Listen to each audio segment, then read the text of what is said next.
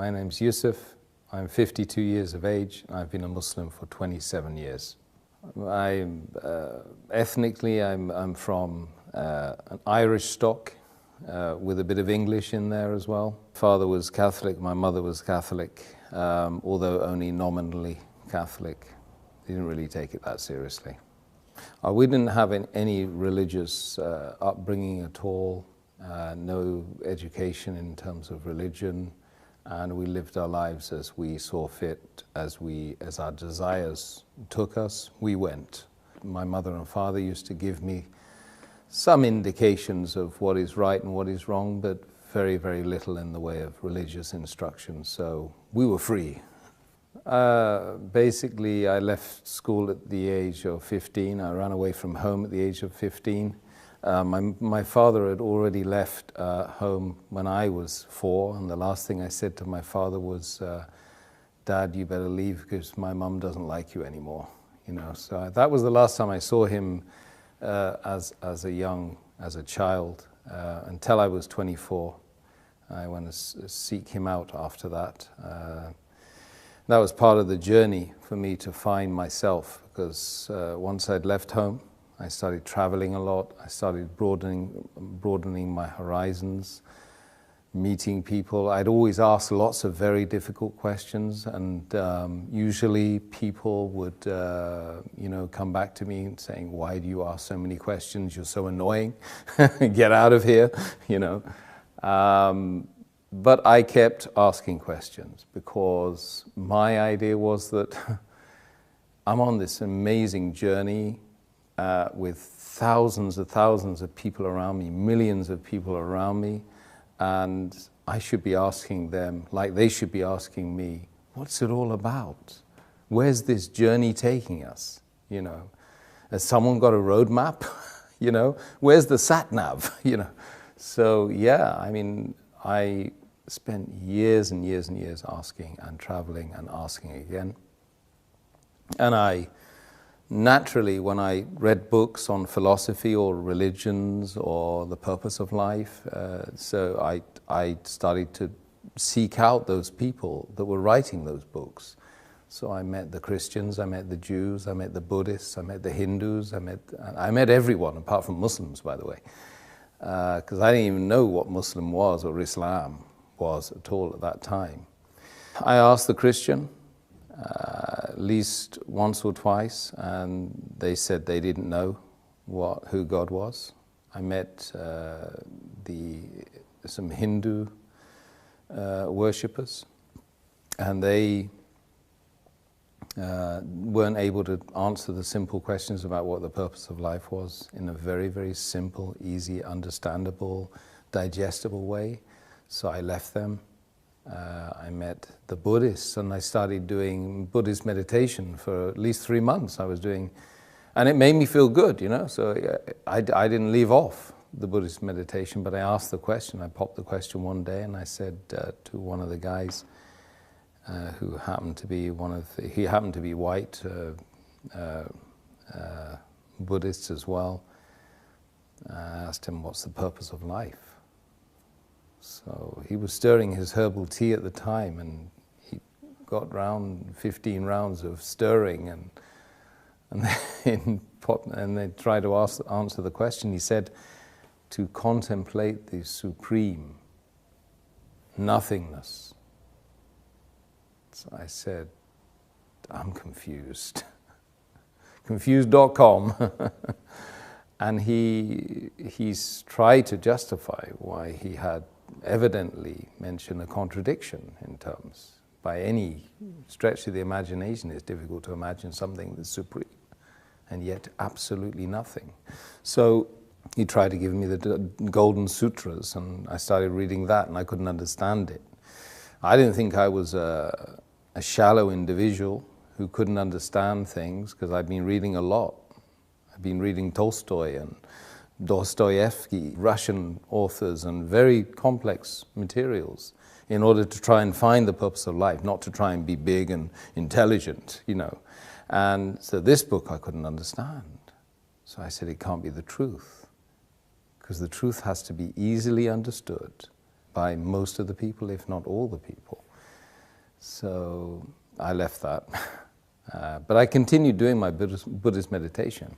So I started looking into the Chinese philosophies, started doing martial arts, I started doing Tai Chi. I did Tai Chi for 3 years. And I was still reading and every ism and every schism and every possible thing which would help me to try and find me, Tim.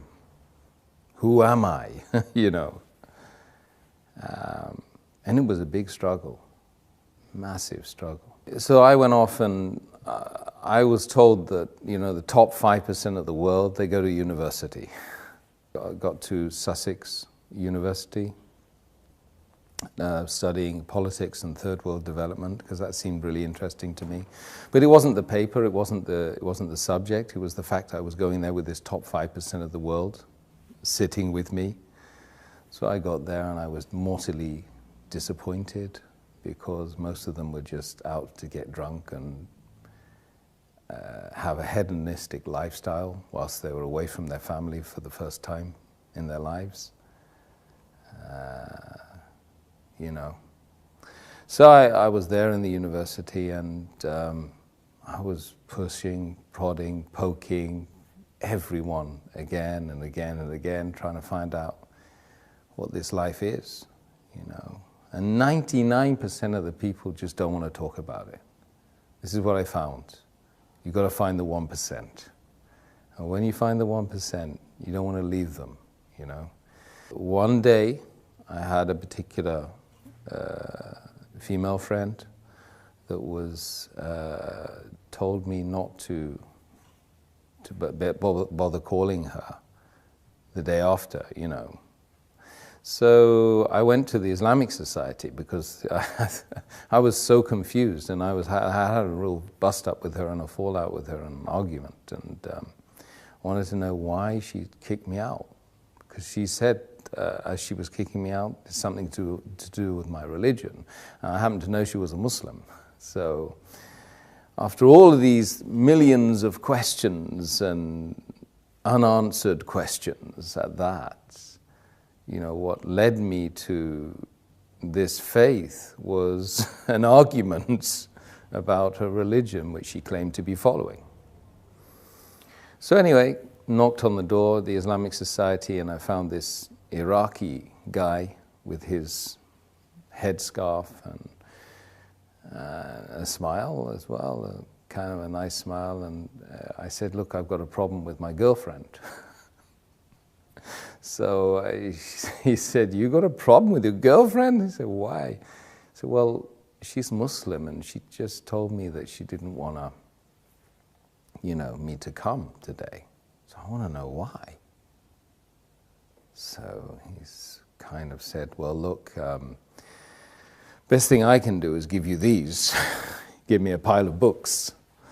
And he said, read all these. So I did for 2 weeks. I just read and read and read and read. I read about how to purify yourself as a Muslim, how to have a bath as a Muslim, how to pray as a Muslim, what's the history of Islam. I started reading some of the chapters, small chapters of the book, which they claimed was, sent from God. And slowly but surely, the answers started popping up. Just miraculously from this incident. Then I discovered, of course, that the month was Ramadan. So then I started to learn that these guys were fasting, you know, for 30 days. Not continuously, of course, but they were fasting the daylight hours of this month. And this month was about the coming of this book which I'd been reading, the Quran. And it was a revelation to me at the time as well, because of course I never knew Islam, Muslims. That was the first time I heard about Islam, but I never ever knew that Islam was a way that white Catholic people like me growing up in Britain could possibly accept. I thought it was a religion for brown people and ethnics, So I slowly but surely started getting the answers to the questions that I had been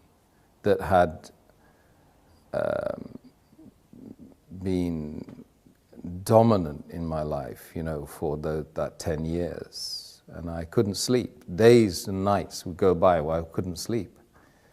There were moments when, I just think, what's the point of this life without knowing, without having any certainty about a direction, about a purpose? What's the point? I mean, would anyone go on a journey without knowing the destination, the purpose? Absolutely not. This is plaguing me every day. I would be looking at the stars, and I would be literally crying every night, crying myself to sleep, because you're tiny, and this is huge, and this has a game plan. This is more than just a mere coincidence, a mere happening, something that's just happened out of nothing. This is by design. And you have to find the purpose. So you come across this book which answers all of the questions. You don't like what you read. Some of it you don't like. But it's kind of good for you, right? You realize it's good for you. And it was probably the third week of Ramadan then. I was reading that, and I was watching these guys. They were fasting and they were praying in that place 5 times a day in that center. And I would join them and I would be doing the prayers with them, but I couldn't really know what was going on, but it felt right. And one day I woke up and I said, look, I'm going to fast today, because the fasting is the thing that really seemed to be very attractive, and it was a challenge for me, and I thought it might help me on the journey. So I prayed, I started fasting that day, and it was like somebody had removed the blindfold, they'd unlocked the door, they'd removed the earmuffs, and I was able to think clearly. And just that moment, on that day, on that time, was the moment when I found Islam. Because, when you're fasting sincerely to find the one that created everyone here and everyone out there and everyone that's going to be created later on, after we go and we leave this planet and leave this journey, is the ultimate sacrifice when you give off your food and give away the luxuries that you have and the water, and you do it sincerely, seeking the face of the one that created you, is the moment when you found yourself, So that was that day. That was the day, and I hadn't taken what was called the Shahada, or the declaration of faith, because I thought, well, God knows me better, so why would I bother, Anyway, I went on right until the end of Ramadan, and one night I was just super aware of myself, of being like needing to get rid of the past and start something new. It just felt like that.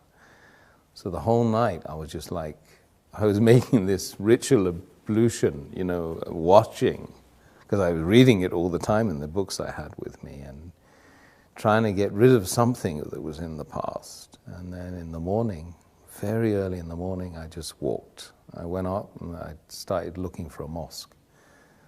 I went into a mosque.